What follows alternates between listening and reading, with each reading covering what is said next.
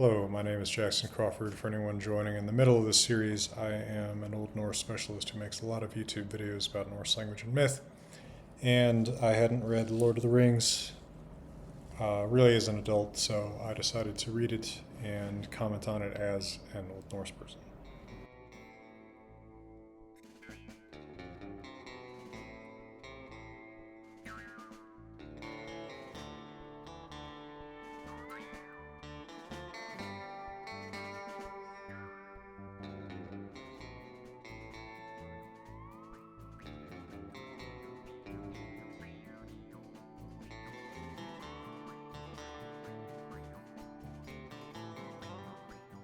Now, initially, I thought that I would do the second half of the Two Towers in 3 videos, but as soon as I read the first 3 chapters, I realized that probably there wasn't going to be that much to say about any of this section from an Old Norse, Old English perspective.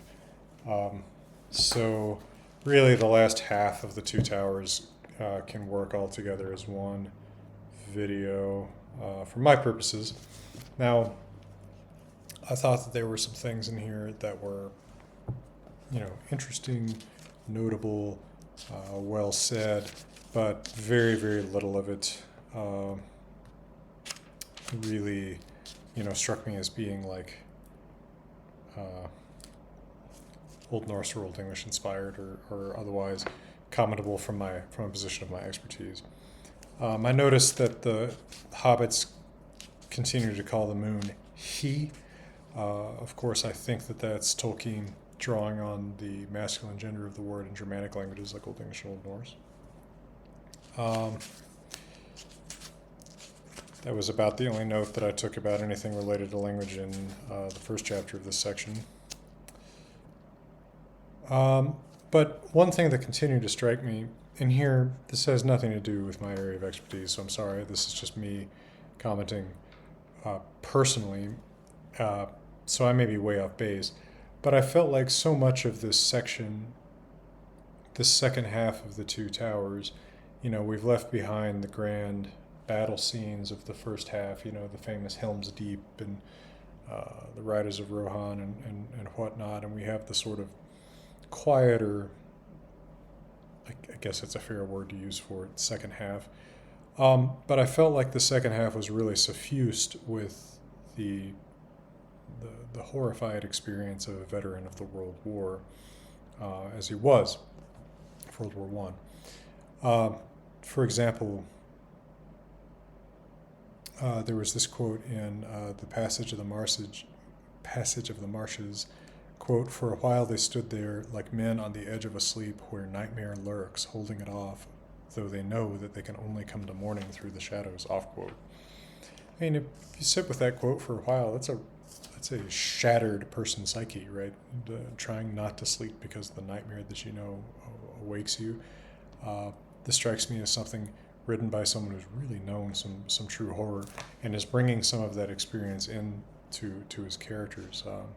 We have another one in the next chapter, quote, and the chapter "The Black Gate is Closed," quote, "After all, he never had any real hope in the affair from the beginning, but being a cheerful hobbit, he had not needed hope as long as despair could be postponed," off quote. Again, really strikes me as the attitude of a very scarred person. Maybe even a couple pages later, quote, "It had always been a notion of his that the kindness of dear Mr. Frodo was of such a high degree that it must imply a fair measure of blindness," off quote. Well, that strikes me as the cynicism of a very scarred person. So that was something that I thought really suffused much of this section, just the experience of someone who has seen real war. I've continued to wonder as I've read this whole book or trilogy of books, what on earth is the difference between these different peoples, right? What is Tolkien himself, independent of all of the illustrators, Alan Lee, Ted Nashmi, and everybody else who worked on the movies, right? What is Tolkien picturing when he says things like orc or elf? Still really unclear, and I'm still kind of unclear what he's picturing when he pictures Sauron. Gollum says in The Black Gate is Closed, speaking of Sauron, quote, he has only 4 fingers on the black hand, but they are enough, off quote. So that kind of makes it sound like he really actually is physically still a humanoid being, whereas in the movies he seems to just be an eye and kind of an entity that maybe lives out through his territory, right? I don't know. It's very vague in the movies exactly what he is.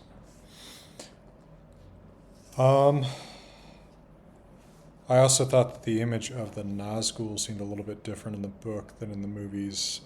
At one point, Frodo calls them, quote, like great carrion birds, off quote. So I got a picture of something more like a vulture, than like the kind of dragon bat pterosaur that they seem to be in the movie. In the chapter of herbs and stewed rabbit, we get into a really different landscape than the hobbits have previously been wandering in, the very pleasant Ithilien. We have a section that reads very much like this is a medieval martyr's life.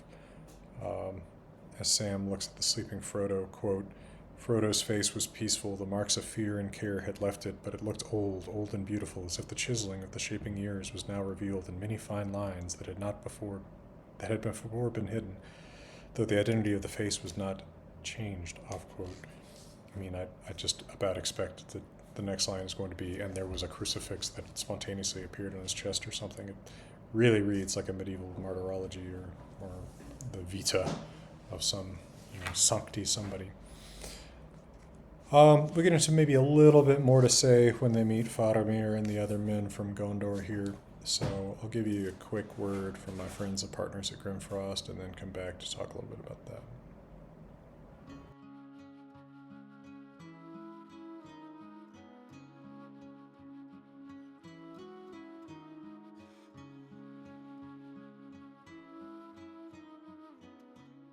All right, so they meet Faramir, Boromir's brother, and once again we see Tolkien is really, really consistent about how his characters talk, and this is something that I think, given him props for, as the kids say before, that you can really say, like, oh yeah, that sounds like Gimli, oh yeah, that sounds like Boromir. Well, one thing that I recognized in reading The Fellowship of the Ring was that Boromir was represented as speaking in a very archaic register of modern English, and his brother Faramir speaks the same way. Once he has left the hobbits, some other Gondorian rangers stay behind with them, and we hear this remark from the narrator, quote, they spoke together in soft voices, the Gondorians, at first using the common speech, but after the manner of older days, matches my remarks about Boromir and Faramir, and then changing to another language of their own. To his amazement, as he listened, Frodo became aware that it was the elven tongue that they spoke, or one but little different. Off quote. So that's implying, I suppose, that they speak Sindarin. I don't know. But interesting. I don't know that there's something sociolinguistically odd to me about the notion that initially they're speaking together using the common speech if that isn't their native language. It's like just initially they're trying to include the hobbits, and then later they decide, the hobbits aren't participating, so then they switch to their native language. I'm not quite sure what's sociolinguistically going on with them switching their language there. It doesn't imply that they're just code switching a lot, the way that Spanish-English bilinguals sometimes will. It seems like that would be described differently. Speaking of which, Spanish, I swear to God, at some point in here, there is an orc that speaks Spanish, right? I'll come back to that, but that was one of the big surprises of the last chapter or two of this part of the Two Towers. A lot of world building here, the window on the west, all of this very nicely painted. Faramir comes off as a very lovingly painted character. Probably no character, I would say, in this whole book comes off as just a better classic hero than Faramir, which is interesting because I guess he's sort of shunted to the side in the movies and made not such a perfect hero, right? He becomes tempted by the ring in the movies, which he's absolutely not in the book, which strikes me as probably the biggest change from the books to the movies, that you take the character who has the discipline and self-control to say, no, not for me. I know that I'm no better than anybody else in terms of how that would tempt me and use me and manipulate me. And just turning him into another guy who's tempted by it strikes me as really missing the point of this character. But again, there's not much for me to say about him here. As he's reflecting on the vision of the dead Boromir, he says, quote, I knew his gear, off quote. I wonder if to people in the 2020s that sounds a little more newfangled than it really is. Gear, just, equipment, right? The word is quite old. But I feel like the way that it's used today, colloquially, actually is somewhat similar to its old-fashioned sense, but people may not realize that it's actually quite an old word. It's even related to the verb in Old Norse, one of the most common in the language, gera, to do, to make. Your gear is all the makings, the doings, the trappings for your journey. Faramir reflects on something that Gandalf said. I'm going to quote Faramir, quoting Gandalf, quote, many are my names in many countries, Mithrandir among the elves, Tharkund to the dwarves, Olorin I was in my youth, in the west that is forgotten, in the south Incanus, in the north Gandalf, to the east I go not. Off quote. Sounds like Odin at the end of Grimnismal, right? Heitumk, I am named, and then he goes off in 80 names or so. Something I've talked about in a couple different videos, including at least one where I've gone through all the names and talked about what we can say about what they mean. I don't know enough Sindarian or Quenya or Dwarvish to comment on all these names. I thought that it was interesting that he says in the south he's called Incanus. I wonder if we should take that as Latin, right? Wouldn't that mean thoroughly gray? Right? Canus gray, and then the in prefix kind of meaning like all throughout, gray throughout. I was sort of surprised to see what looks like Latin here. Who speaks Latin in this realm? Who speaks Spanish also is something we'll come to in a minute. We come to another moment. This is Faramir speaking that looked to me like Tolkien drawing on his war experience, quote, war must be while we defend our lives against the destroyer who would devour all, but I do not love the bright sword for its sharpness, nor the arrow for its swiftness, nor the warrior for his glory. I love only that which they defend, the city of the men of Numenor, and I would have her love for her memory, her ancientry, her beauty, and her present wisdom, not feared save as men may fear the dignity of a man old and wise, off quote. So, that strikes me as the attitude of your regular guy called off to war, right? Your reluctant warrior, not your braggadocious Boromir character, right? I mean, we're really seeing a difference between the Boromir and the Faramir, if you will. This is the middle class American drafted into World War II, right? This isn't the guy who's excited to go off to war.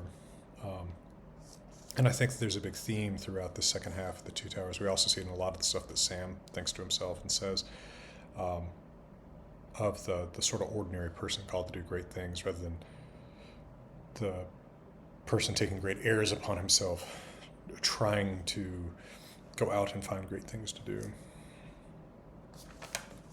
I thought there was a fairly archaic use of the word stranger by Faramir. He says, quote, but it is a command that no stranger, not even one of Rohan that fights with us, shall see the path we now go with open eyes, off quote. By stranger, he doesn't mean just person I don't know. He means person not from that country, right? Somewhat archaic use of stranger in English to mean something more like foreigner. We have a bizarre side note about there being black squirrels in Mirkwood, so I'm wondering if that's like the apert squirrels that I still get excited to see around here because they seem to be getting rarer and rarer.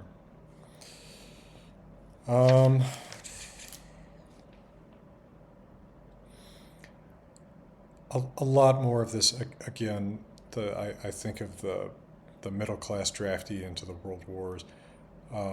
Faramir says, quote, "We are become middlemen of the twilight, but with memory of other things. For as the Rohirrim do, we now love war and valor as things good in themselves, both a sport and an end. And though we still hold that a warrior should have more skills and knowledge than only the craft of weapons and slaying, we esteem a warrior nonetheless above men of other crafts." Off quote.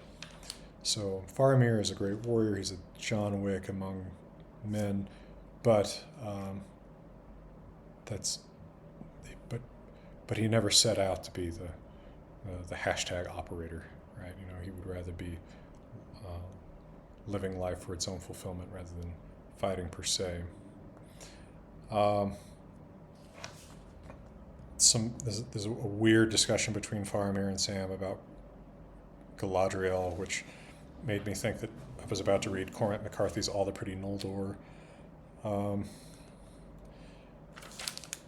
Anyway, throughout that chapter, The Window on the West, just the character of Faramir being so different from the movie struck me again and again and again. And I think, you know, I can sit here and complain about the movies like anybody else can. I can complain about the Thor movies from the perspective of Norm Smith, right? No one really cares, and it's not that much fun to be the accuracy police. But if I were to say that one thing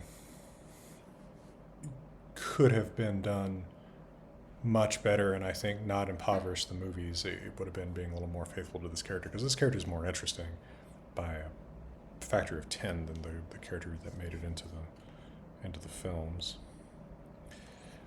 Another archaic use of a word by Faramir. He talks about, quote, "the prayer of Frodo," off quote, as he spared Gollum at the prayer of Frodo. He doesn't mean Frodo prayed to God. He means he requested it. Pretty archaic use of that word. Nobody thinks about. I would say in modern English, people only use the word prayer of talking to God. Some super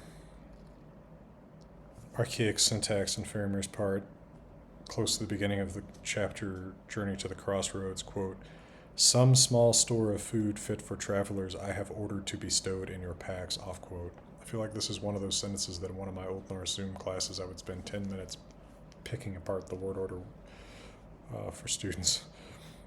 I have ordered, in the middle, there's the first three words of a normal English sentence. Then the object is at the beginning, some small store of food fit for travelers. And then we go to the end, to be stowed in your packs. That would be the way to pull that apart. Faramir also uses the word virtue in an archaic sense of like power, ability. He talks about these staves that he gives, walking sticks that he gives Frodo and Sam. It says, quote, "a virtue has been set upon them of finding and returning," off quote. Of course, he means a magic power.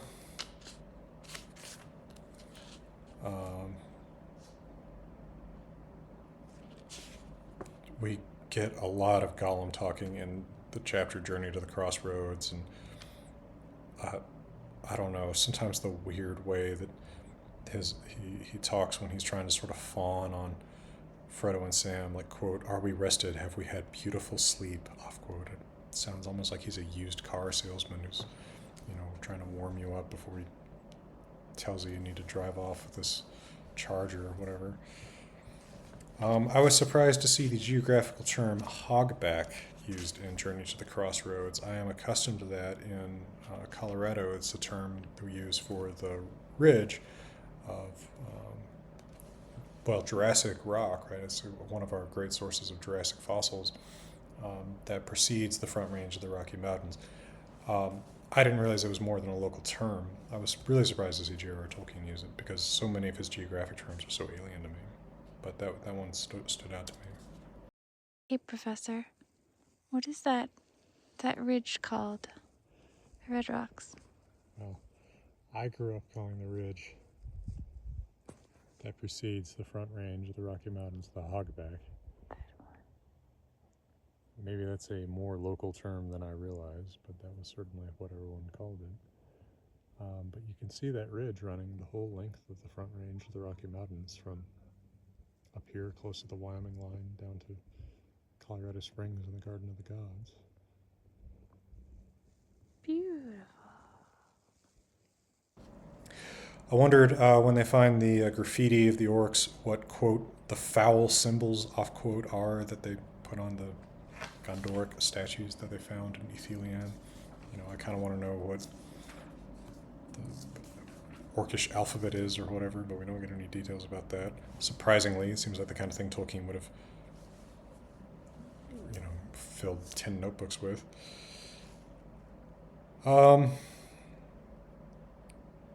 We get, again, as Sam and Frodo begin to go up the stairs of Cirith Ungol, we have a lot of meditations by Sam about his part in this, and a lot of this also strikes me as, again, the veteran coming through. Sam says, quote, "The brave things in the old tales and songs, Mr. Frodo, adventures as I used to call them. I used to think they were things the wonderful folk of the stories went out and looked for because they wanted them, because they were exciting and life was a bit dull.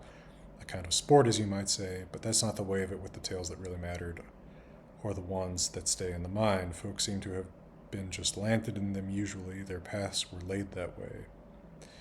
As you put it, but I expect they had lots of chances like us of turning back, only they didn't, and if they had, we shouldn't know because they'd have been forgotten. We hear about those as just went on, and not all to a good end, mind you, at least not to what folk inside a story and not outside it call a good end." Off quote. Again, much like I said early on in this video, we see the virtue of the ordinary person who wants to live a good, ordinary life, called on to do great things, and that being of greater value, greater import, even greater import as a story than, the adventuring, swashbuckling knight of the chivalric romances that Tolkien probably grew up with, or the Boromir type. We have a little bit of a tragedy of Smeagol/Gollum here because he starts to kind of seem redeemable, but of course Sam never really trusts him, and that keeps him from fully redeeming himself. Not that he probably was ever not going to betray them in the end, but it seems like the very distrust of his willingness to redeem himself makes him less redeemable, right? So I think that there's an interesting and sober reflection on forgiveness here. Actually reminded me a little bit of the main storyline in season 2 of the FX show Justified. Fairly little watched show, but the character of Boyd Crowder in that show is a criminal who really has turned a page, right? He's served his time. He's actually repented and trying to live a new life, but nobody believes him or trusts him about it, and it eventually, over the course of the season, pushes him back into a life of crime, and then the later seasons, which are never as good, he's just fully gone back to his life of crime. But reminded me a lot of that. So maybe that'll be my true contribution to The Lord of the Rings, is comparing it to Justified. There you go. That's even Raylan's hat, right? So, Frodo says, "Don't take names to yourself, Smeagol." Quote, when Smeagol calls himself a sneak, and Gollum says, quote, "Smeagol has to take what's given him," off quote. Strikes me as a little bit a Norse attitude toward names. They talk about names as sort of gifts. When which one of the Helgi poems is it in the Poetic Edda where the Valkyrie names him? I believe that's Helgi Kviða Hjörvarth Sonar Svava names Helgi. Or maybe that's Helgi Kviða Hundingsbana where it's Sigrun who names Helgi. But they talk about names as gifts. You give a name. So, and there's all kinds of course, questions of reciprocity bound up in naming.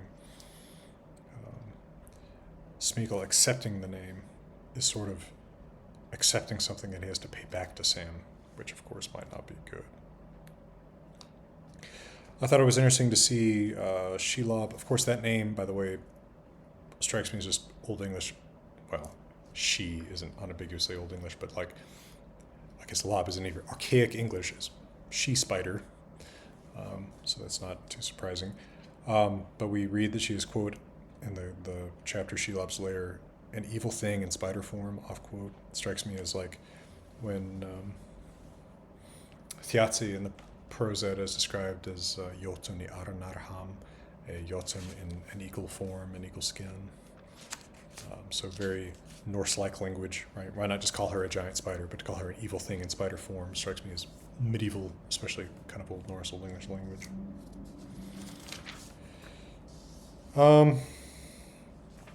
And I don't think I have much to say about the very last chapter, the choices of Master Samwise, other than when there's an orc who says, quote, "Ola, Gorbag, what are you doing up here?" Off quote. Now maybe Ola is some archaic English or some jokey English way of saying hello, I don't know. But, I'm from the American Southwest. The first thing I thought of was, does the orc speak Spanish? I doubt it, but it was slightly jarring. Not a language I expected to encounter. Didn't really expect to encounter any modern language, but I think I vaguely remember from reading Tolkien's biography, which I remember better from reading in childhood than I remember reading The Lord of the Rings, that he liked Spanish. I have a vague recollection of that, which is kind of interesting. Of course, to him, I know that he had a lot of emotive responses to languages. It seems like there are languages he just liked, and I guess I get it. I don't know why I remember this or if I'm misremembering it, but funny the things that'll stick with you when you've forgotten all the things that people think you'd remember about The Lord of the Rings. I would remember just a random detail like that, or misremember it. I could be, Bader Meinhofing myself. Anyway, well, I don't know. I probably will keep going with the Return of the King 3 chapters at a time, although maybe, again, if we get into a situation where it's pretty clear that there's not going to be a ton for me to say, I might blow through and make a video out of more chapters than just 3.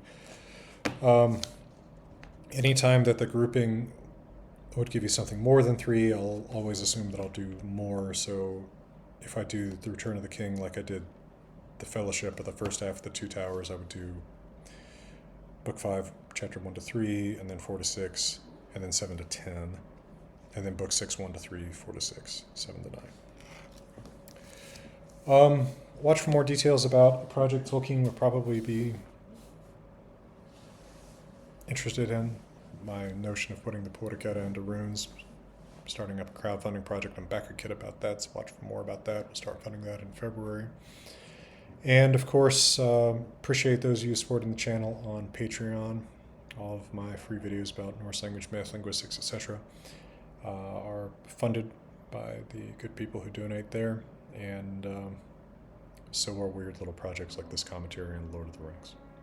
So, appreciate you folks, and for now, from beautiful Colorado, I'm wishing you all the best.